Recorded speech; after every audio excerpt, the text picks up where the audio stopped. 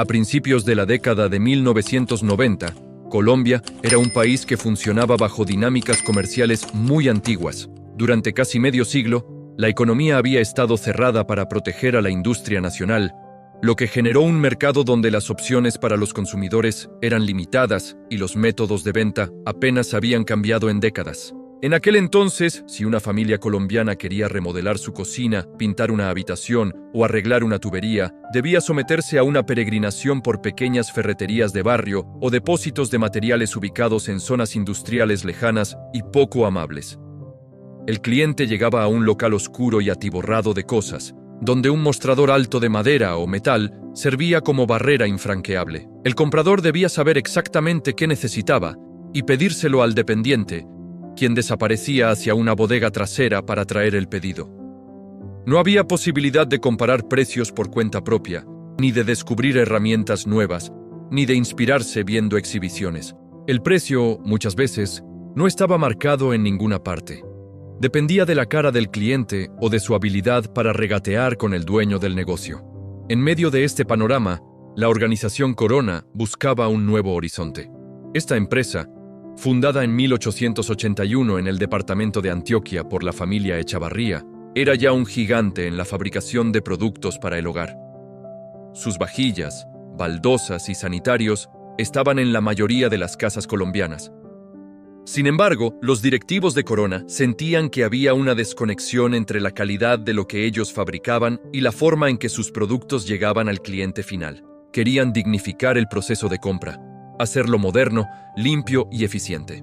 Pero Corona era una industria manufacturera, experta en hornos y cerámica, no en ventas al por menor ni en gestión de grandes superficies comerciales. Al mismo tiempo, a miles de kilómetros al sur, en Chile, una empresa llamada Sodimac estaba perfeccionando un modelo que cambiaría la historia del comercio en la región.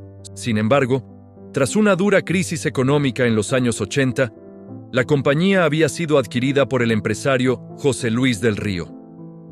Bajo su liderazgo, Sodimac dejó de ser solo un proveedor de profesionales y giró su mirada hacia las familias. Adoptaron el formato de mejoramiento del hogar, inspirados en el éxito que estas tiendas tenían en Estados Unidos.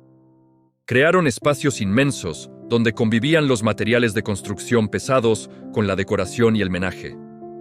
El destino de ambas compañías se cruzó cuando la organización Corona, consciente de que no podía inventar este modelo desde cero, decidió buscar un socio que ya supiera hacerlo. Miraron hacia Chile. Las conversaciones entre las familias Echavarría y del Río fluyeron con rapidez. Ambos grupos empresariales compartían una visión similar.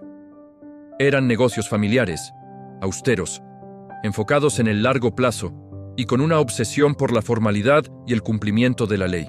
En el año 1993 se firmó el acuerdo que daría vida a una nueva realidad comercial en Colombia. La alianza se estructuró de manera que la organización Corona, conocedora del terreno local, mantendría el 51% de las acciones, mientras que Sodimac aportaría el 49% restante y, lo más valioso, el conocimiento técnico del negocio. No se trataba solo de dinero, se trataba de importar una forma de pensar. El reto inmediato fue encontrar dónde aterrizar este concepto. Los socios eligieron un lote estratégico en la ciudad de Bogotá, ubicado sobre la Avenida de las Américas con carrera 68. Era una zona clave, un corredor vial que conectaba el centro de la ciudad con los barrios residenciales del occidente, donde vivía una clase media trabajadora que, según los estudios, estaba ansiosa por mejorar sus viviendas. La construcción de la primera tienda fue una carrera contra el tiempo y contra las costumbres locales. Se diseñó una estructura tipo bodega industrial con techos altísimos que permitían almacenar mercancía en las partes superiores de las estanterías, aprovechando cada metro cúbico del espacio. La iluminación se pensó para ser potente y blanca, eliminando cualquier rincón oscuro, algo totalmente opuesto a las ferreterías tradicionales.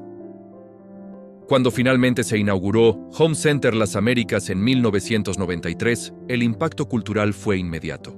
Los bogotanos entraban al almacén con timidez. Se encontraban con un espacio de miles de metros cuadrados donde no había mostrador. Al principio, muchos se quedaban parados en los pasillos esperando a que alguien los atendiera. sin comprender que tenían la libertad de tomar un carro de mercado y cargar ellos mismos un bulto de cemento o una caja de cerámica. Ver a familias completas empujando carros planos con madera y ladrillos un domingo por la tarde fue una revolución silenciosa. La tienda introdujo reglas de juego que no existían en el mercado colombiano de la construcción.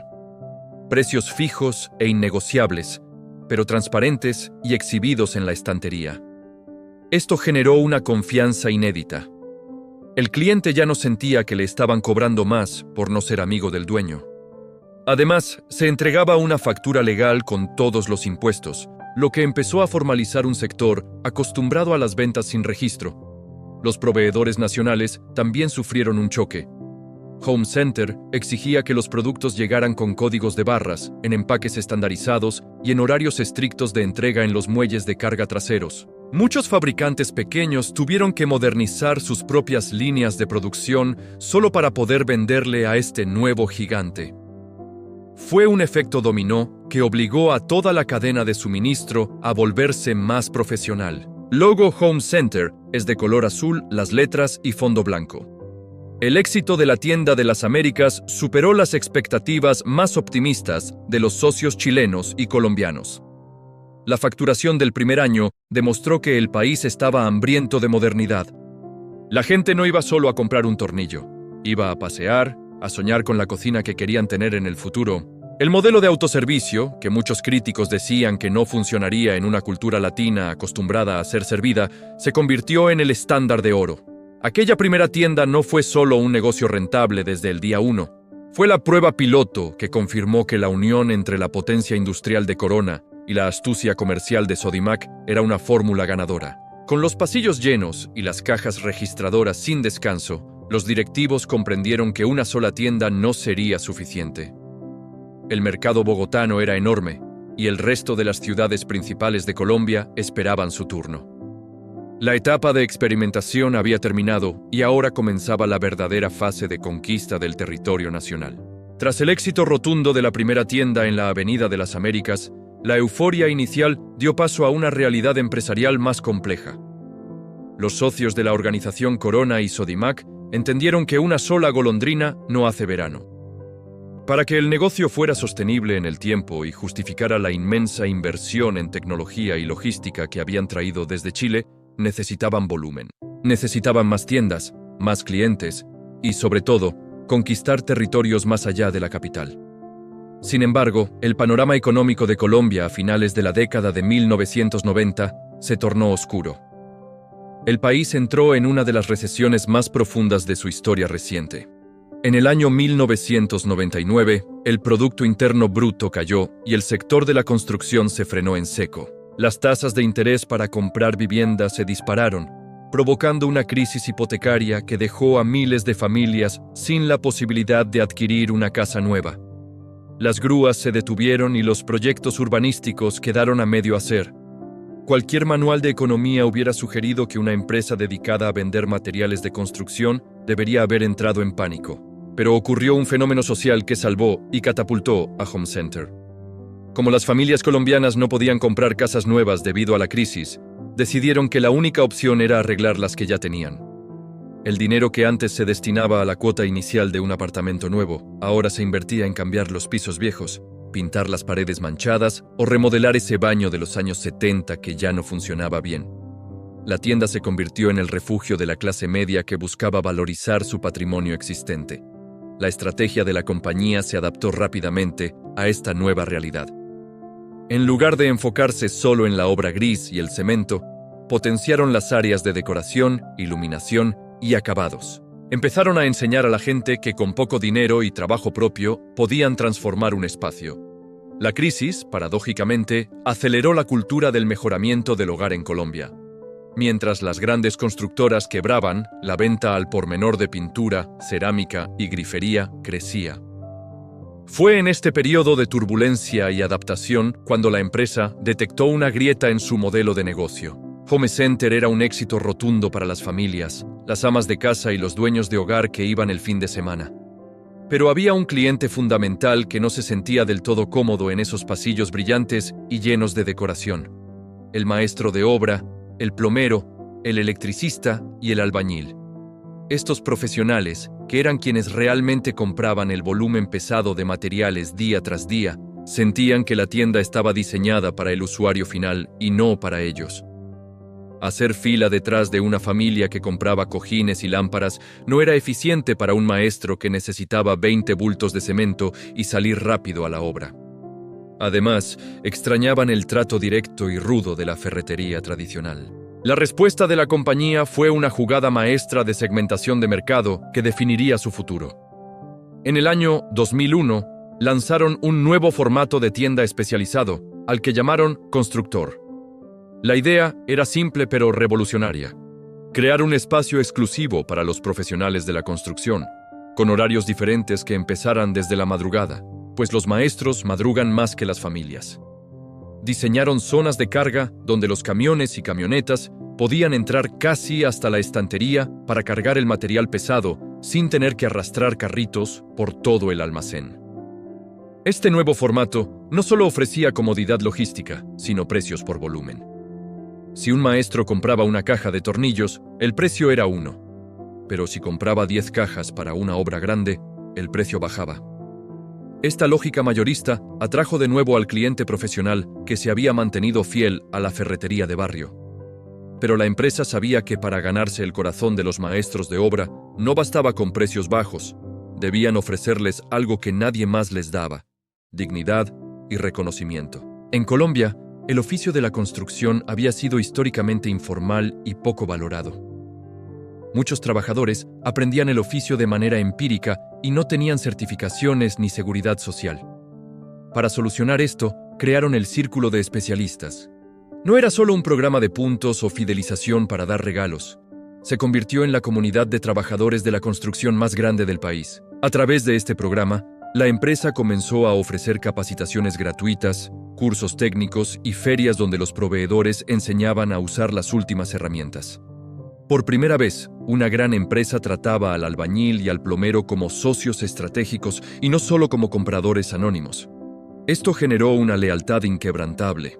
El maestro de obra, que ahora tenía un carné que lo acreditaba como especialista, se convirtió en el principal embajador de la marca, recomendando a sus clientes que compraran los materiales en Home Center. Con el modelo de negocio blindado por dos frentes, Home Center para las familias y Constructor para los profesionales, la compañía se sintió lista para salir de Bogotá. La expansión nacional era el siguiente paso lógico, pero también el más arriesgado. Colombia es un país de regiones muy marcadas, donde los gustos y las costumbres varían enormemente entre una ciudad y otra. Lo que funciona en la fría capital no necesariamente funciona en la costa caribeña o en el Valle del Cauca. La llegada a la ciudad de Cali fue uno de los primeros grandes hitos fuera de Bogotá. El mercado caleño, con su clima cálido y su cultura de espacios abiertos, exigía un surtido diferente.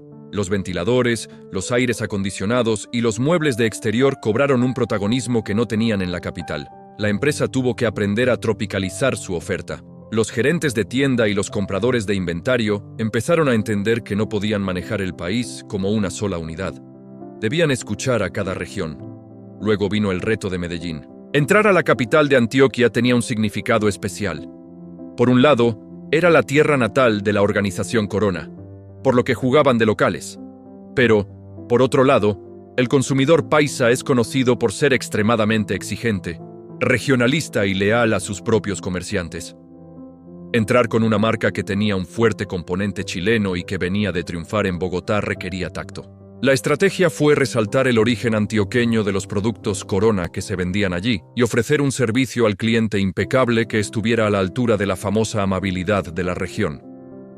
A medida que abrían tiendas en estas ciudades principales, la logística se convirtió en la columna vertebral de la operación.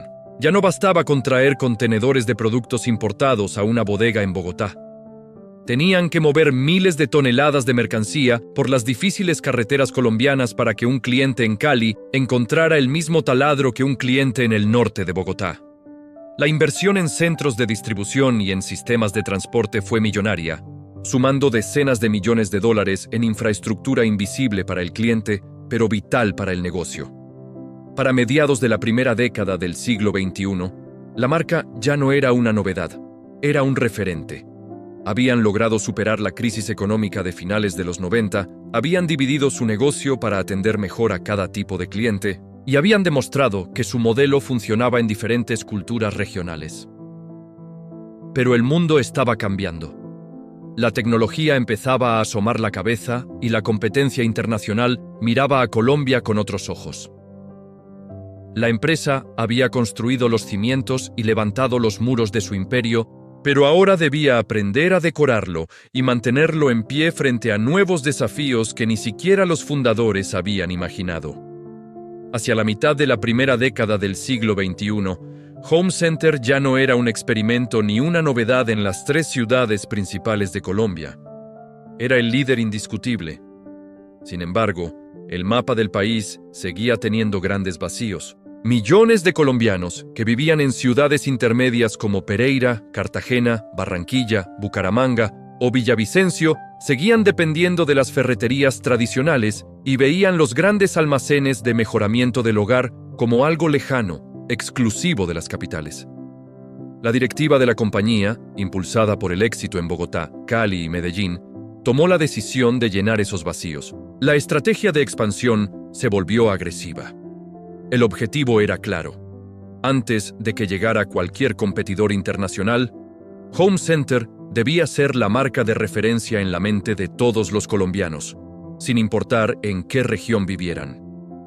Este proceso de colonización comercial trajo consigo desafíos logísticos monumentales. Construir una tienda de 10.000 metros cuadrados en una ciudad de clima cálido y húmedo como Barranquilla requería ingeniería diferente a la de Bogotá. Los sistemas de aire acondicionado, los techos y hasta los productos que se vendían debían adaptarse. En la costa caribeña, por ejemplo, la gente no buscaba chimeneas ni calentadores de paso, sino ventiladores industriales y muebles de terraza resistentes al salitre. Los gerentes regionales tuvieron que aprender a escuchar el mercado local para no llenar las estanterías con productos que nadie compraría. Fue en el año 2008 cuando la tranquilidad del monopolio se rompió. Un nuevo jugador entró al tablero. El gigante chileno Cencosud, propietario de la marca Easy, anunció su llegada a Colombia. Easy era el competidor directo de Sodimac en Chile y venía con el respaldo de una de las fortunas más grandes del continente. La prensa económica de la época habló de una inminente guerra de precios y de una batalla por los mejores lotes de tierra en las ciudades. Lejos de asustarse, Home Center utilizó la llegada de la competencia como un combustible para acelerar su crecimiento. Si antes planeaban abrir una tienda al año, ahora debían abrir 3 o 4. La estrategia fue ocupar los puntos estratégicos de las ciudades antes que su rival. Cuando Easy abrió su primera tienda en Bogotá, Home Center ya tenía una red consolidada y una relación de confianza con los clientes que llevaba 15 años construyéndose. La competencia, en lugar de quitarles mercado, hizo que el sector del mejoramiento del hogar creciera. La gente empezó a comparar y en esa comparación, la propuesta de valor de Home Center, con su mezcla de productos nacionales e importados y su servicio al cliente, salió fortalecida. Mientras se libraba esta batalla comercial en las calles, puertas adentro ocurría una transformación silenciosa, pero igual de importante. La empresa entendió que para sostener ese ritmo de crecimiento vertiginoso, no bastaba con tener ladrillos y cemento. Necesitaban gente. El servicio al cliente era la única ventaja competitiva que nadie podía copiar fácilmente. Un taladro se puede comprar en cualquier parte, pero la asesoría de un experto que te explica cómo usarlo, no. La compañía invirtió millones de dólares en la capacitación de sus empleados. Crearon escuelas de formación interna, donde un cajero o un vendedor de piso podía aprender sobre liderazgo, gestión de inventarios y servicio técnico. Esta obsesión por el talento humano dio sus frutos cuando la empresa empezó a aparecer recurrentemente en los primeros lugares de las listas de los mejores lugares para trabajar en el país. El orgullo de pertenencia de los empleados, conocidos como el equipo del chaleco rojo, se convirtió en un activo intangible. Un empleado feliz atendía mejor, y un cliente bien atendido regresaba. A medida que la segunda década del siglo avanzaba, la conciencia ambiental comenzó a tomar fuerza en el mundo corporativo. Ya no era suficiente con vender, había que hacerlo de manera responsable. La construcción es una industria que tradicionalmente genera muchos residuos y consume mucha energía. Home Center decidió liderar con el ejemplo. Un hito fundamental en esta etapa fue la inauguración de la tienda en el municipio de Cajicá, al norte de Bogotá, en el año 2015. Esta no fue una apertura cualquiera. El edificio fue diseñado desde cero para ser sostenible. Utilizaba paneles solares para generar parte de su energía, tenía sistemas de recolección de agua lluvia para los baños y el riego, y su arquitectura aprovechaba la luz natural para reducir el consumo eléctrico. Esta tienda recibió la certificación LEED Platino, el reconocimiento más alto a nivel mundial para edificios sostenibles. Fue la primera tienda de retail en toda América Latina en lograr este estatus. Con esto, la empresa enviaba un mensaje poderoso. El crecimiento económico no podía estar peleado con el respeto por el medio ambiente. Paralelamente a la expansión física y a la responsabilidad ambiental, una nueva amenaza y oportunidad asomaba en el horizonte: Internet. A finales de la década de los 2010, el comercio electrónico empezaba a dejar de ser una curiosidad para convertirse en una necesidad. Los clientes más jóvenes ya no querían ir hasta la tienda para averiguar el precio de una nevera, querían verlo en su celular. Home Center tuvo que reinventarse una vez más. La página web, que al principio era solo un catálogo digital informativo, tuvo que transformarse en una tienda robusta capaz de procesar miles de transacciones. Esto implicó un cambio de mentalidad brutal. La logística de enviar un camión lleno de mercancía a una tienda no es la misma que la de enviar un solo grifo a la casa de un cliente en un barrio periférico. La empresa invirtió sumas millonarias en tecnología para integrar sus inventarios. El objetivo era lograr lo que en el mundo de los negocios se llama omnicanalidad, que el cliente tuviera la misma experiencia si compraba desde su computador, desde su teléfono o caminando por el pasillo de la tienda. Crearon pantallas táctiles dentro de los almacenes para que, si un producto no estaba físico en la estantería, el cliente pudiera pedirlo ahí mismo y recibirlo en su casa. Fue el comienzo de la fusión entre el mundo físico y el digital. Hacia el año 2018, la compañía ya no era solo una cadena de tiendas, era un ecosistema completo. Tenían el formato tradicional de Home Center para las familias, el formato constructor para los profesionales, un canal de venta a empresas, una tienda en línea que crecía a doble dígito cada año y una aplicación móvil. La marca se había convertido en un genérico. En Colombia, la gente no decía «voy a la ferretería grande», decía «voy a Home Center». La cobertura nacional era impresionante. Desde la frontera con Venezuela en Cúcuta hasta el eje cafetero, pasando por los llanos orientales y la costa atlántica, la presencia de la marca era innegable. Habían logrado tropicalizar el modelo chileno y fusionarlo. Sentían la marca como propia, como parte del paisaje urbano de sus ciudades. Pero el mundo no se detiene. Justo cuando parecían tener el control total del mercado físico, nuevos vientos de cambio soplaban desde la tecnología y los hábitos de consumo globales. La pandemia estaba a la vuelta de la esquina, un evento que pondría a prueba toda la infraestructura, la logística y la cultura que habían construido durante 25 años. La solidez del gigante sería desafiada por una crisis invisible que obligaría a cerrar las puertas que siempre habían estado abiertas. El año 2019 finalizó con la compañía navegando en aguas tranquilas. Home Center y Constructor se habían consolidado como los reyes indiscutibles del mejoramiento del hogar en Colombia. La red de tiendas físicas, que ya superaba los 40 puntos de venta, cubría las principales capitales y ciudades intermedias, desde la frontera en Cúcuta hasta el sur en Pasto. La maquinaria logística funcionaba con la precisión de un reloj suizo, moviendo miles de referencias importadas y nacionales cada día. Los directivos planeaban el futuro con optimismo, enfocados en seguir abriendo tiendas de ladrillo y cemento, convencidos de que el contacto físico era insustituible. Sin embargo, en marzo del año 2020, la historia dio un giro dramático que ningún plan estratégico había previsto. La llegada de la pandemia global obligó al gobierno nacional a decretar un aislamiento preventivo obligatorio. De un momento a otro, las persianas metálicas de todas las tiendas tuvieron que bajar. El silencio, denso y preocupante, se apoderó de los inmensos pasillos que solían estar llenos de ruido y vida. La incertidumbre financiera era total.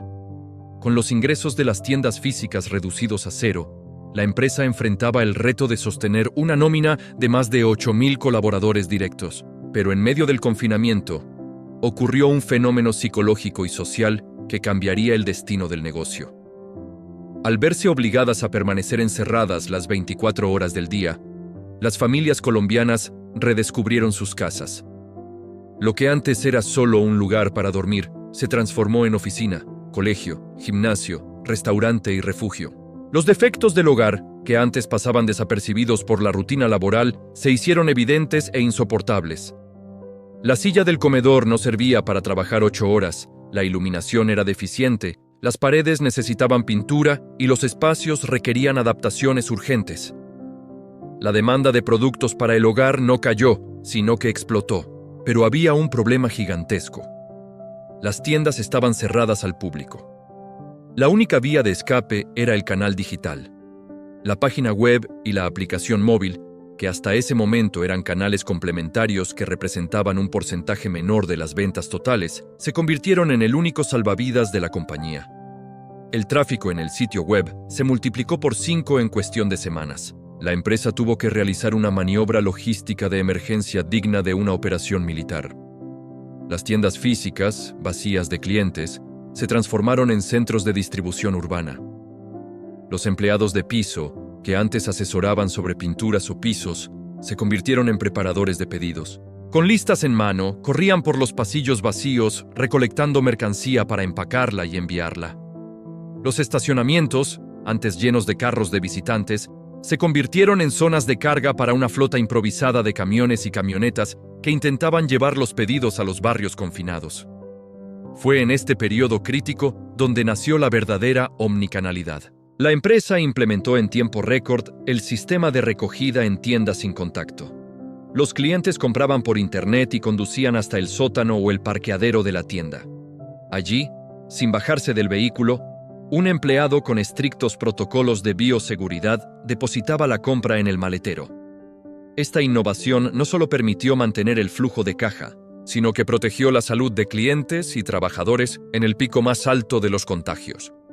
A medida que las restricciones se levantaron paulatinamente durante el 2021, la compañía se enfrentó a una nueva crisis, esta vez global, la crisis de los contenedores. La cadena de suministro mundial colapsó. Traer un contenedor desde China, que antes costaba $2,000, pasó a costar hasta $15,000. Además, las fábricas de acero y plástico en el mundo no daban abasto. Los precios de los materiales de construcción se dispararon, amenazando con frenar las remodelaciones de los colombianos. Home Center utilizó su músculo financiero y su relación histórica con los proveedores para amortiguar este golpe. Negociaron compras anticipadas masivas para asegurar que, aunque el precio subiera en el mercado internacional, en sus estanterías nunca faltara mercancía. Mientras otras ferreterías se quedaban sin inventario, ellos mantuvieron la oferta, ganando aún más cuota de mercado. La confianza del consumidor se fortaleció al ver que, en tiempos de escasez, la marca respondía. Con la normalidad retornando hacia el año 2022, la empresa decidió que no podía volver a ser la misma. El cliente había cambiado para siempre. Ahora era un comprador híbrido que investigaba en el celular y compraba en la tienda, o viceversa. Para atenderlo, lanzaron con fuerza su marketplace. Entendieron que sus tiendas físicas tenían un límite de espacio, pero su tienda digital no. Abrieron su plataforma web para que otros vendedores, incluso competidores en ciertos nichos, ofrecieran sus productos allí.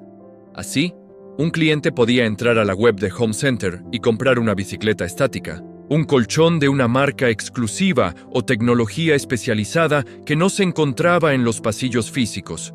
Se convirtieron en un ecosistema comercial completo. Paralelamente, la sostenibilidad dejó de ser un capítulo de responsabilidad social para convertirse en el corazón de la operación.